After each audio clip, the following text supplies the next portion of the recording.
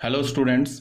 आज का जो हमारा टॉपिक है वो है adjoint and inverse of A matrix. ठीक है, तो एडजॉइंट हम मैट्रिक्स का एडजॉइंट कैसे निकालेंगे, किसी भी मैट्रिक्स का इन्वर्स कैसे निकालेंगे। एडजॉइंट एंड इन्वर्स को समझने से पहले हमें माइनर्स एंड को फैक्टर्स समझना होगा। ठीक है, तो हम सबसे पहले माइनर को हम डिफाइन करते हैं। माइनर में क्या दे रखा है कि let A is equal to A I J be a square matrix of order N, then minor M I जे।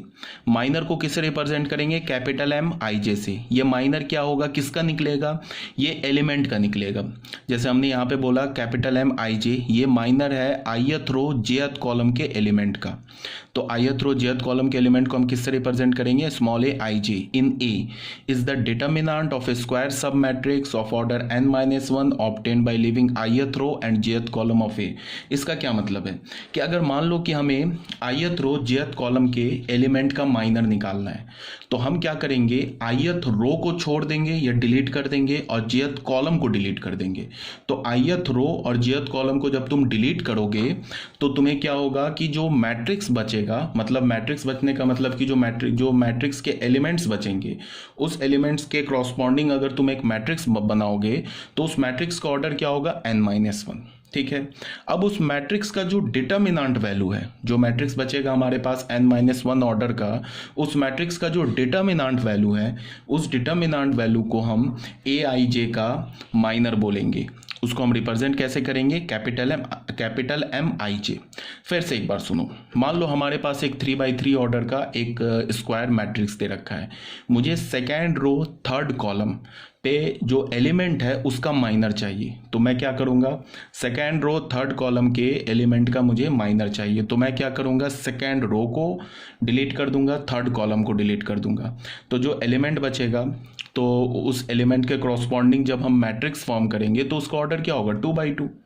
ठीक है, तो उस 2x2 ऑर्डर का जो मैट्रिक्स होगा उसका जो डिटर्मिनेंट होगा वो क्या हो जाएगा? सेकेंड रो थर्ड कॉलम पे जो एलिमेंट है उसका माइनर। ठीक है, अगर नहीं समझ में आया तो कोई प्रॉब्लम नहीं है, अभी समझ जाओगे। देखो यहां से एक हम लेते हैं एग्जाम्पल, फॉर एग्जाम्पल लेते हैं माइनर में। जैसे कि हमने एक ए मैट्रिक्स लिया, जनरल मैट्रिक्स लिया 2x2 ऑर्डर का, A11 A12 A21 A22। ठीक है, इसमें हम क्या करेंगे? ऐसे लिखेंगे कैपिटल M11। ये क्या मतलब हुआ? Minor of element belonging to first row and first column. इसको हम क्या लिखेंगे? Minor of A11। ये क्या लिखेंगे? माइनर ऑफ A11 के लिए हम लोग क्या करेंगे कि A11 first row first column, ये हमारा फर्स्ट रो है, ये हमारा फर्स्ट कॉलम है, इसको हटा दिया तो ये एक एलिमेंट बचा, इसका डिटर्मिनेंट ले लेंगे A22 का। तो हमें क्या मिल जाएगा? A22। तो अगर मैं बोलूं कि A11 का माइनर क्या है तो वो A22 है, पहली बात। दूसरी बात क्या है कि किसी भी एलिमेंट का हम माइनर निकालेंगे तो वो हमें एक रियल नंबर मिलेगा। माइनर जो है वो मैट्रिक्स नहीं आएगा कि हमने माइनर हम निकालते हैं किसका है? माइनर हम स्क्वायर मैट्रिक्स के एलिमेंट का निकालते हैं, हर एक एलिमेंट का माइनर निकालते हैं, और जो माइनर हमें मिलता है वो भी एक रियल नंबर ही मिलता है। तो ठीक है, यहाँ पे A22 है, ये क्या है? एक रियल नंबर है। किसका? ये A22 क्या है?